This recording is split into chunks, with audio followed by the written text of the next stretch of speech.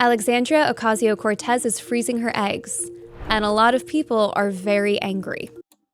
Not really, though. I'm not angry at all, so you can take that masturbatory smile and shove it where the sun don't shine. AOC is freezing her eggs. Leave AOC alone. Right. Well, yeah, AOC is freezing her eggs, and it's a publicity stunt.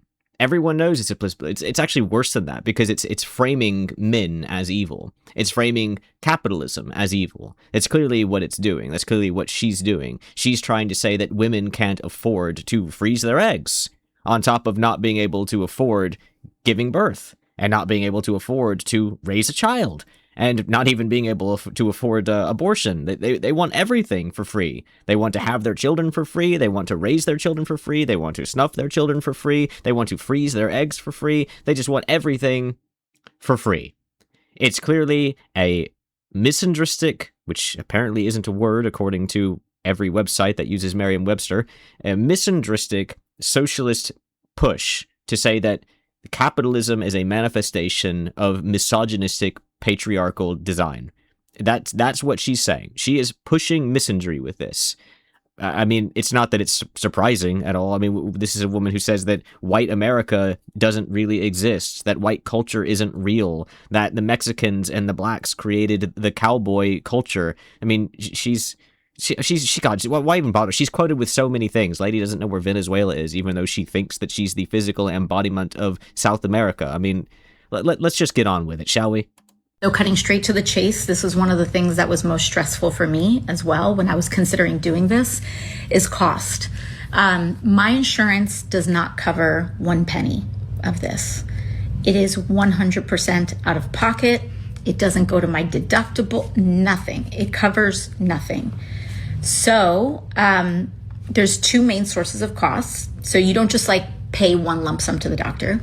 You pay for the medicine, and then you also pay your clinic and for the procedure. So yeah, that's how it always works. Just to be clear, though, that's not special for this. It's not some sort of misogynistic thing that they've instilled for this one procedure. Like that's the way it always works. I had my appendix cut out.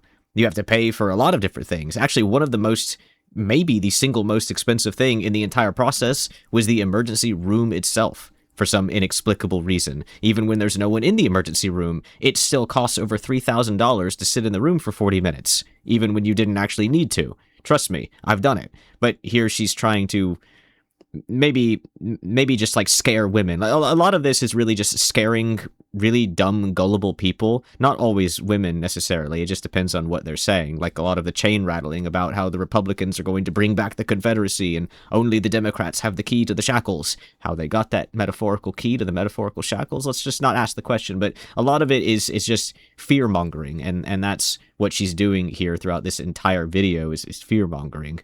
Your doses may be more expensive. Your doses may be less expensive. And on top of that, because our medical system is so broken, I shopped around. There are some pharmacies that...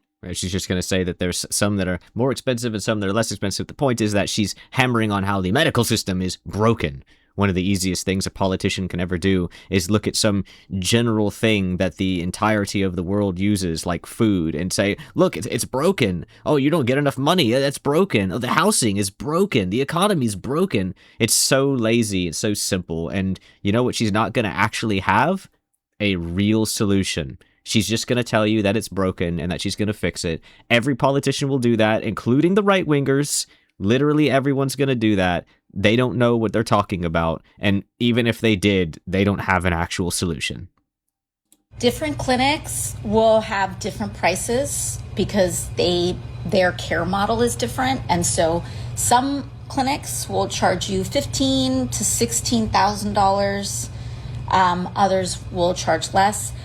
And on top of this, because of our medical system is broken in the way that it is. Yeah, I just wanted to skip ahead to that so she could reiterate that again, that it's really broken, because again, that's all she's going to say. So when it comes to cost, one thing that I want to say is that I know that those numbers for a lot of people can feel paralyzing. And just talking about money in general can be a very emotionally intense thing. Very eloquently put. I don't think that talking about money can be emotionally intense for a normal person. I mean, it does represent a lot of things, so I can't imagine a normal person breaking down and crying and being afraid, oh, I can't talk about money. It's a very realistic aspect of your life that you simply need to talk about. And yeah, it's not like prostate cancer. It's just money. You can have a pretty open conversation about it. It's not like that weird wart you have in that place you can't talk about. This, again, it's fear-mongering is what I'm trying to get across here. Not long ago in my life, I was working as a waitress in downtown Manhattan. And now you're a celebrity politician, right? And that, like, the thought of that was so paralyzing. The thought of what? Freezing your eggs? Well, like when you were in like your early 20s, you were thinking about freezing your eggs? Is that what she's saying here? So she never planned to have children? I mean, isn't she like 37 now? And I hear people saying that her boyfriend she's had for 15 years and she's freezing her eggs? Why? For like the next generation of people to give birth to it? Because I mean, I don't think she's going to be doing that, right? And then when you actually pair that with all of the horrible rhetoric that we as women are fed as a society about our fertility, etc., it's easy to feel frozen and like a failure, right? Like if I... But it's also really easy to have a child, isn't it? I either can't afford this, or if I can't afford it, then I'm going to have a negative consequence. But you can afford it. You can afford it.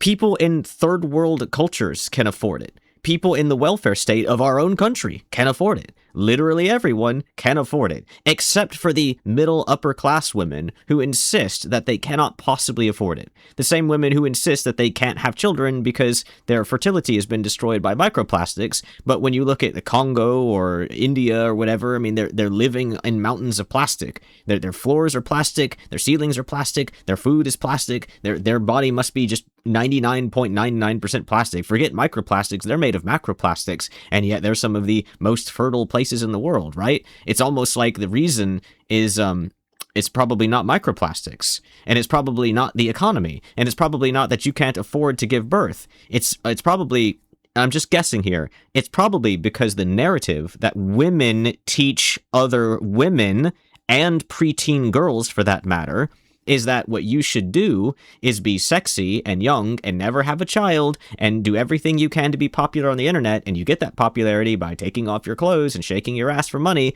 That's what you should do. You should be a socialite. You should be a pop star. You should be an actress. But where does that get you exactly? It gets you to be a bitter, middle-aged woman with no children who's just hateful of men because it's men's fault, right? It's a man that taught you to do those things, right? Men teach little girls to do those things, right?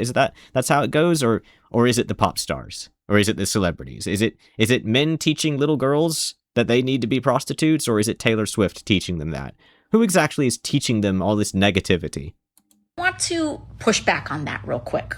Number one, there is so much negative messaging that is directed towards women around our family choices. Family choices. That is an insane way to word that. Even for AOC, it's a bit of a stretch. Think about this. Women's rights. The right to murder their own child and a man's child. That's a right that they should have. Women's health. It's their health to have an abortion, even though birth is natural, and for the vast majority of people, especially in the first world, it's no problem. I mean, they're not going to pass away anyway. They might have other issues. They might have stretch marks or something, but again, that's why a lot of them don't want to do it. Women's rights, women's health, my body, my choice. That's the next one on the list, but it's not their body. It's the fetus's body. Reproductive freedom. Except abortion is the antithesis of reproduction, isn't it? It's the death of life, not the reproduction of it. Pro-choice. That's what they say in counterbalancing pro-life, right? Pro-choice. But The opposite of life is death, right? They're not saying pro-death, they're saying pro-choice. Isn't it funny how many lies they can tell, and they'll all agree with each other because it benefits their narrative, it benefits their lives, it benefits what they want, but it's not the truth. These aren't family choices, are they? At least not insofar as abortion. As for freezing your eggs, well, I don't really see the purpose for most people. It really only matters if you have some sort of severe medical cause, which, as far as I'm aware, her only severe medical cause would be old. She's getting old. And freezing the eggs, I don't really know that that's going to help that too much. Period. Kind of, no matter what choice you make, if you have kids, when you have kids, whatever. If, when, why would people be mad at you for the when? There's so much negativity, and it is designed to dysregulate women, to put us in a place of fear or insecurity. That's exactly what she's doing right now, by the way.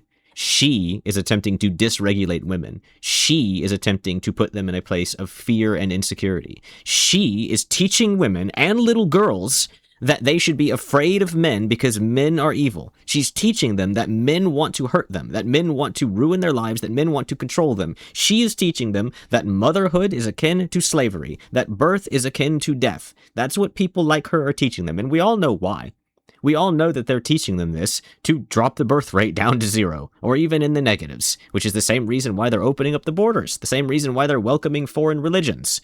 I just don't understand why a woman would be doing this, because in the end, she will be wearing a burqa and saying, "Yes, master." And her master is not going to be a woman, it's going to be a man named Muhammad. So that we are making choices out of that place. We're not doing that.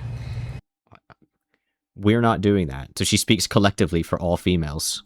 All of these men often... And there it is right there. Just to be clear, there it is right there. There is no hiding this. Again, it's clear as day. It always is, but Democrats simply choose not to see it. They choose not to hear it. She specifically says all of these men... You can hear the venom in her voice. She's a misandrist, and she's pushing misandristic narratives explicitly for the purpose of controlling women and making them hateful and bitter towards men. To continue dropping the birth rate, that's, I guess, like, the grander goal, if she even has such a grander goal. But obviously, the main reason, I guess on a personal level, is to get votes from hateful, stupid women. And they will give her votes. We're not doing that. All of these men, oftentimes, who are saying, oh, if you haven't had a kid by 30, like, you're done. It's just not supported. Not supported by what? No one's even saying that. There's plenty of women who have, everyone knows you can have a child after that. It's less safe, though. I mean, there's things that support that claim, that it's safer to have it when you're in your prime than when you're in your 40s. Isn't that obviously true? Furthermore, how many people want to have a child when they're 40, and then by the time that kid gets out of high school, you're 60 years old, and you could be like naturally dead by that point, by cancer, a heart attack, or something. Does that seem like a great way to raise a child? Well, you're in middle school, and I'm 53. There's a strong chance that I might have prostate cancer or suffer a cardiac arrest or something. But I wanted to wait until I was 43 to have kids, and like, I'm older, so I get it. Like, you reach a point, and it's like, well, now you just have to dig in your heels and say I can do it whenever I want, but you can't. You can't. You have to face the music. The music is that you're old. You're so old at this point that you're not going to have children. Not unless you give up everything and start right now. And even then, you're going to be in your mid-50s by the time that kid gets out of high school. And, well, that's that. Don't trust these people who are... These people. She means men. Writing abortion laws that don't even understand the first thing about a woman's body, tell you about how many eggs you have at what age. They don't even understand about egg health or any number. So only women get to write abortion laws, is what she's just said there. That's what she just taught girls of all ages. She just taught them that only a female should be allowed to write abortion laws. But then again, these are the same people who can't answer the question, what is a woman? People saying women are too emotional to lead, because I was able to keep my cool in a national interview minutes after being injected with plenty of extra hormones. And I was fine. In fact, probably kept a more level head than some of my lovely male colleagues across government. What a retarded thing to say. She acts like she just got hit with meth or something. You know what? I'm not sure how it works, but I'm going to guess that injecting some hormones into yourself for the sake of freezing the egg, well, I mean, I guess just getting the eggs to come out so that they can be extracted. I'm just going to guess that it's not going to immediately hit you as some sort of super drug, all right? I don't think that that's the way the hormones work, really. Like, because we don't normally have, like, speed and fentanyl and stuff like that in our bodies. I mean, like, at least not in the compounds they're in, right? So why is she... Guys, how do we end up with these celebrity politicians? So many of them. And so many of them from foreign countries or pretending that they're from foreign countries, like this particular one. How do we end up with people who aren't trying to do the job? They're just trying to basically stir the pot. They're stirring the pot to get votes instead of doing the right thing to get votes. A good politician, in my mind, you should never even know their name. Not in a place like the USA anyway. If it's like a corrupt country and you're trying to turn things around, like Ecuador or whatever, okay, sure, the politicians making some big changes, you'd know their names, right? But in the USA, things are generally going pretty well. And so the only reason you'd know the name of a politician is if they were a personal friend of yours, if you had a very divested interest into politics, specifically for whatever reason, or if you were trying to destroy the country. And that's kind of the way I feel, is like, why do we have celebrity politicians? And there's plenty of celebrity politicians on the right wing as well, but I feel like they're made into it, because like you can't have a right-wing celebrity politician unless you have left-wings acting like morons. Like people like Brandon Gill, he's not going to get famous unless he has some jackass standing on the podium refusing to answer the question of what is a woman, right? He has nothing to farm unless there's someone sitting there saying that men can get pregnant. Right, that like Dr. Fauci, like unless those people exist, the right wing has nothing to popularize. It's almost entirely a leftist thing to do this, and this is what it comes across as: a woman injecting hormones into herself on mainstream media, and then bragging about how actually she has more of a level head than men do. Right. Yeah, sure. Okay, yeah, that's like injecting yourself with drugs and then saying, well, actually, I'm the one who's sober. What an insane thing to say. And this is what she always says. It's what she always says. We know this. We know what AOC is. She is a liar. She's a grifter. She is a manipulator.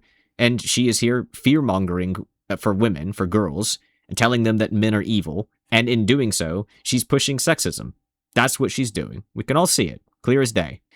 Anyway, I cut out a lot of her journey here. A lot of people have called this a journey. I don't know why. I don't know why everything has to be so magical when a woman does it. A man would never call something like this a journey. Now, if you had a specific ring that you had to take to a specific volcano, you might call that a journey or an adventure. But I don't think repeatedly injecting yourself with hormones whilst recording yourself and posting it on the internet, I don't think that's a journey. I don't think having your chauffeur take you to the doctor's office is a journey. I just, call me crazy, but I think it's being a little bit overblown here. No one cares that AOC is doing this. They care that she is a bitter, hateful woman who is pushing misandry, pushing sexism, who is trying to undermine all that is good in America and make it a trash heap. And we also care that there are so many people who are backing her. Well, thank you for watching. If you enjoyed, please do the YouTube things. Bye-bye. You see, so... and also, so many of them talk about injecting testosterone and are obsessed with it, and no one bats an eye at that. So why are we... like, people need hormones also for all sorts of different reasons. We should stop being weird about it. It's fine.